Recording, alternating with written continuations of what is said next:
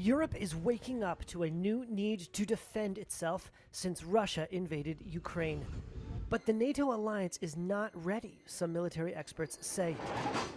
If NATO forces ever wanted to transport their tanks, trucks, and supplies by rail to reinforce an active eastern front line, this may be one of their first big logistical challenges. It's one that slowed down this exercise for almost a full day.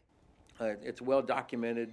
The fact that when you go from Poland into Lithuania, you still have to change to a different gauge because the Lithuania, Latvia, and Estonia are still on the old Russian gauge rail, as is Ukraine and Georgia. So this adds additional steps. Ben Hodges commanded the U.S. Army in Europe until 2018. He's been sounding the alarm about the bloc's patchy infrastructure for years. What we have learned from Russia's war against Ukraine is, we've been reminded actually, that war is a test of will and it's a test of logistics. We do not have enough transport capacity or infrastructure that enables the rapid movement of NATO forces across Europe. The Deutsche Bahn, which all of us depend on, specifically DB Cargo, has enough rail cars to move 1.5 armored brigades simultaneously at one time. That's it. After 25 years of fighting military conflicts abroad, Hodges says NATO suddenly needs to show it can respond to a threat anywhere along its own borders.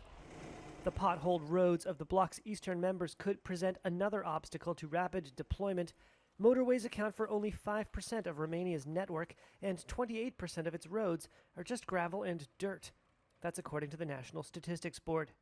We've also discovered through exercises over the last few years that the further east you go, it becomes more difficult because the infrastructure is not as robust or redundant. The bridges that can hold a modern Abrams tank or Leopard or British Challenger, not many bridges can sustain that sort of weight. The EU has allocated 1.6 billion euros, almost $1.64 billion, to military mobility projects up to 2027.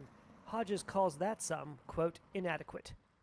Poland, meanwhile, which fears it could be the next target of Russian aggression, is working hard to improve its infrastructure. A $6 billion high-speed rail track is slated to connect Warsaw with the Baltic capitals by 2030, although only $1.2 billion has been allocated so far. It's part of a much bigger $36 billion effort by Poland to improve civilian and military mobility across Central Europe, known as the Solidarity Transport Hub. Hundreds of miles of railways and expressways and new bridges are planned.